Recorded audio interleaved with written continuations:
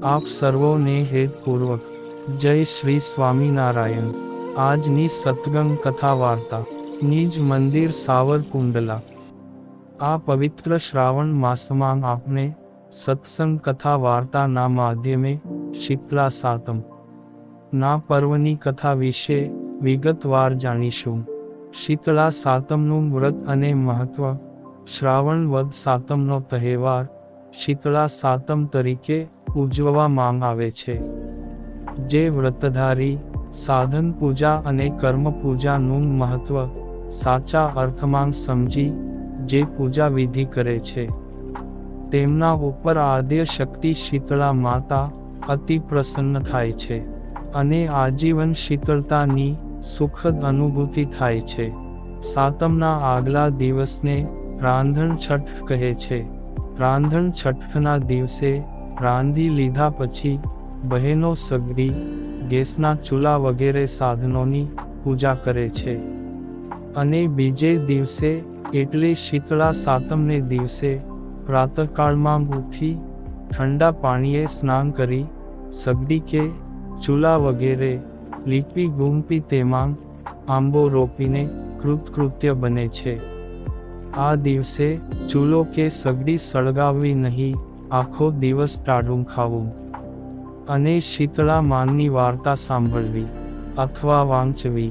આ પર્વને શીતળા સાતમ કે ટાઢી સાતમ કહે છે। આ પર્વના દિવસે સ્ત્રીઓ શીતળા માતા પાસે પોતાના બાળકોની રક્ષા કાજે ખોળો પાથરીને પ્રાર્થના કરે છે। ચૂલો, સગડી કે ગેસના ચૂલા એ તો ઘરના દેવતા છે। ભારતની ભાતીગળ સંસ્કૃતિ આ અગ્નિ દેવના ઉપકારને કેમ ભૂલી શકે? માટે સ્ત્રીઓ શીતળા સાતમને દિવસે સગડી તથા સાધન સામગ્રીનું પૂજન કરીને કૃતજ્ઞતા અનુભવે છે। આંબાના રોપનું રહસ્ય એ છે કે સમગ્ર કુટુંબ વર્ગને આમ્ર વૃક્ષની શીતળતા સતત મળતી રહે અને આંબાના પરિપક્વ ફળ જેવો મીઠો મધુર સ્વાદ રસોઈમાં સૌને મળતો રહે એવી ભવ્ય ભાવના છુપાયેલી છે। શીતળા માતાએ સાવરણી અને સુકડુમ જેવા ક્ષુદ્ર સેવાના સાધનોને તેમની મહત્તા અને ઉપયોગિતા જોઈ તેમને પોતાની પાસે રાખ્યા છે। માન્યતા એવી છે કે પ્રસ્તુત સાધનોની પૂજા કરવાથી સંતતિને રોગો થતા નથી, તેમનું આરોગ્ય જળવાઈ રહે છે। આડકતરી રીતે જોઈએ તો સુકડુમ એ સ્વચ્છતા અને શુદ્ધિનું પ્રતીક છે। એ જ રીતે સાવરણી એ પણ સ્વચ્છતા અને સુઘડતાનું પ્રતીક છે। આ સાધનો દ્વારા સ્વચ્છતા અને સુઘડતા રાખવામાં આવે તો રોગોનું પ્રમાણ આપોઆપ ઘટી જાય છે। એવો આ શીતળા સાતમના ઉત્સવનો અમૂલ્ય સંદેશ છે। જીવનમાં સ્વચ્છતા અને સુઘડતા લાવવા માટે સ્ત્રી આ પવિત્ર પર્વના દિવસે શીતળા માતાની આરાધના ઉપાસના કરે છે। આ સાધન પૂજા અને કર્મ પૂજા પોતાના જીવનમાં સાકાર થાય એવી પ્રાર્થના આ દિવસે સ્ત્રીઓ માં જગદંબાને કરે છે।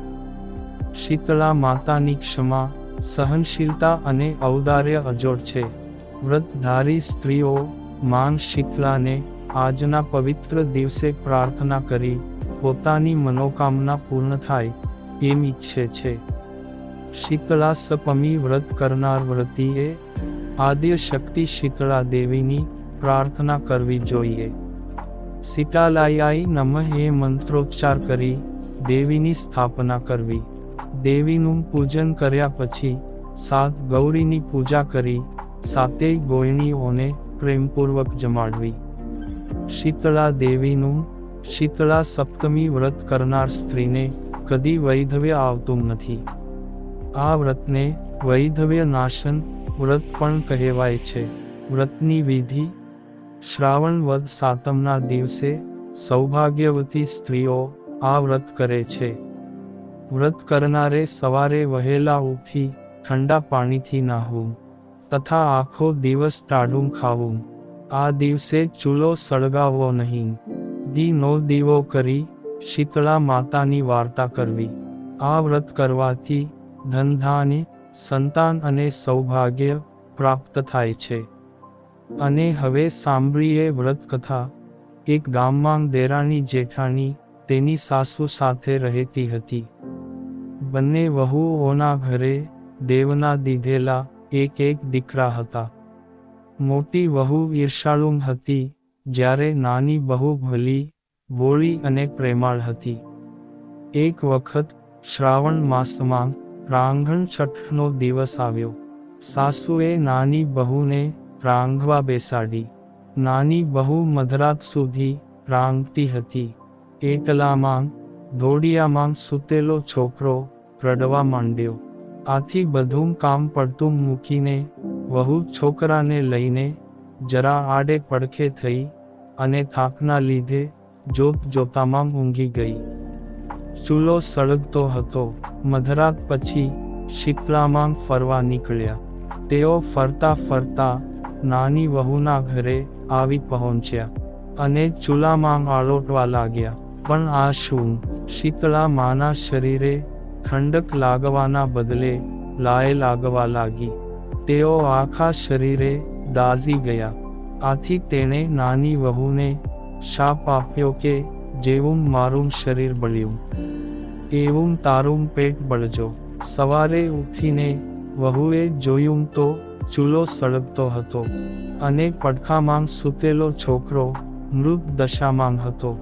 તેનું આખું શરીર દાઝી ગયું હતું. નાની વહુ રડવા લાગી. તેને ખ્યાલ આવી ગયો કે જરૂર શીતળા માતાએ શાપ આપ્યો હશે. તે રડતી રડતી સાસુ પાસે ગઈ અને બધી વાત કરી. સાસુ માએ સાંત્વના આપતા કહ્યું કે શીતળા માતા પાસે જઈ પ્રાર્થના કર, એટલે બધું સારું થઈ જશે. બાળકને ટોપલામાં નાખી નાની બહુ નીકળી પડી. રસ્તામાં 2 તલાવડી તેણે જોઈ. બંને તલાવડી પાણીથી છલોછલ હતી, પણ કોઈ તેનું પાણી પીતું ન હતું. જે પણ પીએ તે મૃત્યુ પામતું હતું. નાની બહુને જોઈ તલાવડીઓ બોલી, બહેન તું ક્યાં જાય છે? નાની બહુએ કહ્યું, હું શીતળા માતા પાસે શાપના નિવારણ માટે જાઉં છું. ત્યારે તલાવડીઓએ કહ્યું કે બહેન, અમે એવા તે કેવા પાપ કર્યા હશે કે કોઈ અમારું પાણી પીતા જ મૃત્યુ પામે છે? તમે અમારા શાપનું નિવારણ પૂછતા આવજો. નાની વહુ ત્યાંથી આગળ વધી. રસ્તામાં તેને 2 આખલા મળ્યા.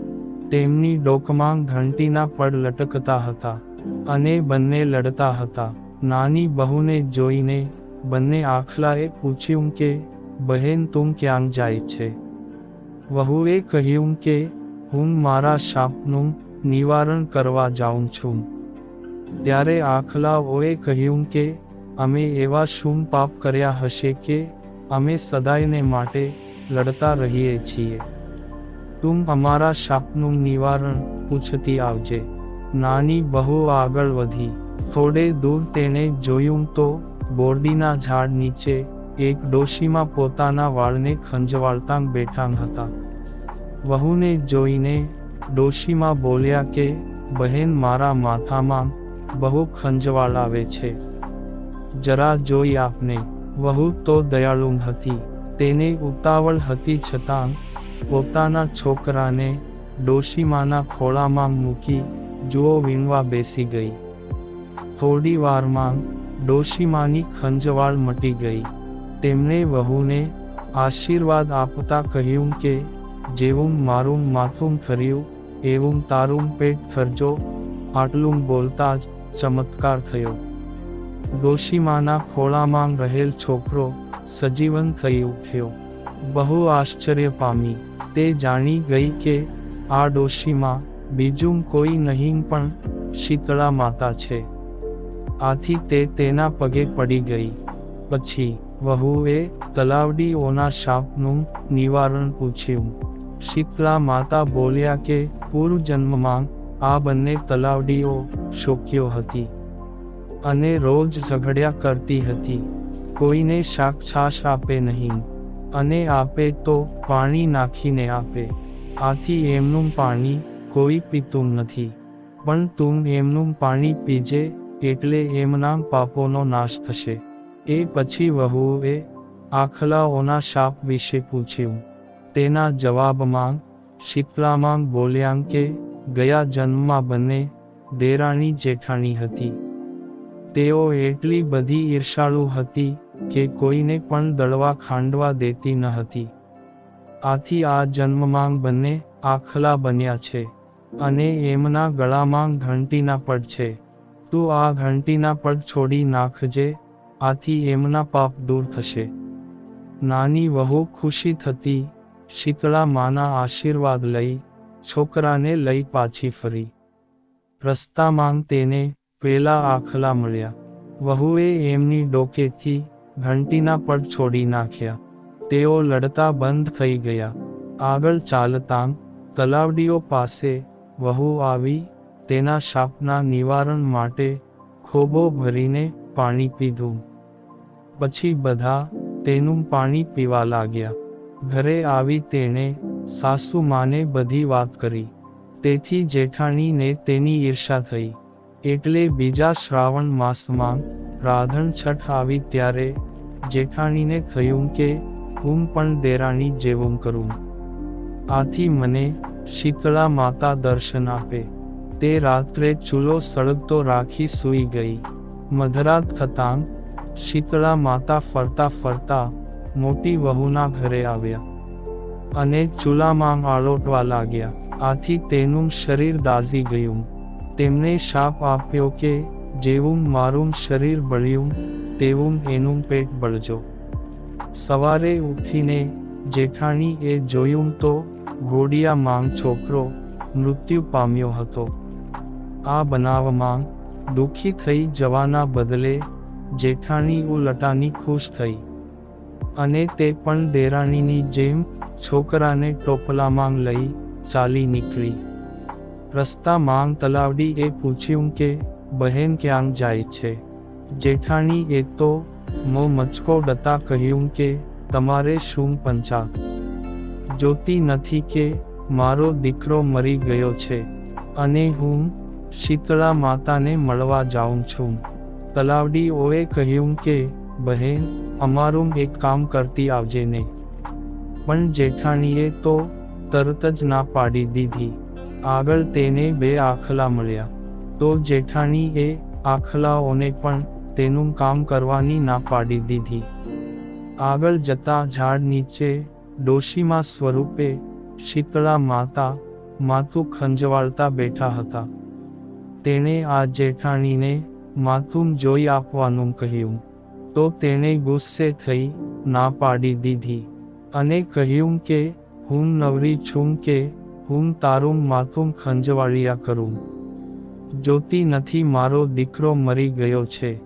જેઠાણી આખો દિવસ રખડી, પણ તેને શીતળા માતા ક્યાંય મળ્યા નહીં.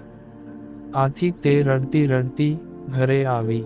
માટે આ વાર્તાનો એ જ સાર છે કે આપણે કોઈના ઉપર પરોપકાર કરીએ તો તેનું ફળ સારું જ મળે છે, અને આપનું કામ થઈ જાય છે. માટે હે શીતળા માતા, તમે જેવા દેરાણીને ફળ્યા તેવા સૌને ફળજો. એવી અભ્યર્થના સાથે અત્યારની કથાને વિરામ. ને આગળની કથા આપણે હવે પછીના ભાગમાં સાંભળશું. અત્યારે આપ સર્વને ભાવથી જય માતાજી, જય શ્રી કૃષ્ણ અને જય શ્રી સ્વામિનારાયણ.